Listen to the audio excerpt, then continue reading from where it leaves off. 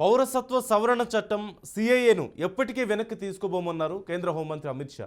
సిఏఏపై ఆందోళనలు ఉధృతమైతే చట్టం అమలుపై పునరాలోచనలు చేస్తారా అన్న ప్రశ్నలకు తనదైన శైలిలో సమాధానం ఇచ్చారు. దీన్ని ఎన్నటికీ వెనక్కి తీసుకోబోమంటూ తెలిపారు. తాము అధికారంలోకి వస్తే చట్టాన్ని ఉపసంహరిస్తామంటూ కాంగ్రెస్ నేతలు చెబుతున్నారని, వారు ఎన్నటికీ అధికారంలోకి రారంటూ తెలిపారు హోంమంత్రి అమిత్ షా. ఈ విషయం ఇండియా కూటమికి కూడా తెలుసంటూ తెలిపారు.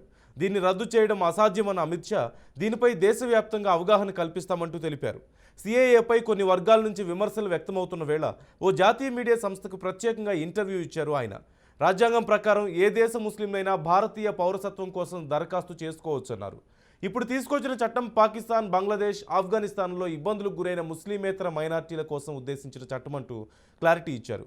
ఏ పౌరుడి హక్కులను కూడా ఈ చట్టం తొలగించదని, అందువల్ల ఎవరూ భయపడాల్సిన అవసరం లేదంటూ తెలిపారు హోంమంత్రి అమిత్ షా. सरकार ने अपनी विल चुने जाने से पहले अभिव्यक्त कर दी है।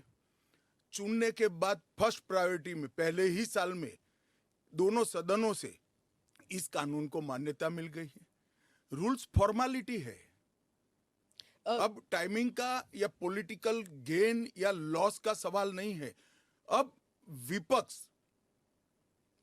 तुष्टीकरण की राजनीति कर कर, एपीसमेंट की पॉलिटिक्स कर कर वोट बैंक को कंसोलिडेट करना चाहता है।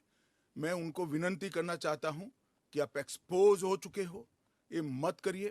पूरे देश की जनता जानती है कि सीएए इस देश का कानून है और ये 4 साल में मैं कम से कम 41 बार बोला हूं कि ये होगा, चुनाव के पहले होगा।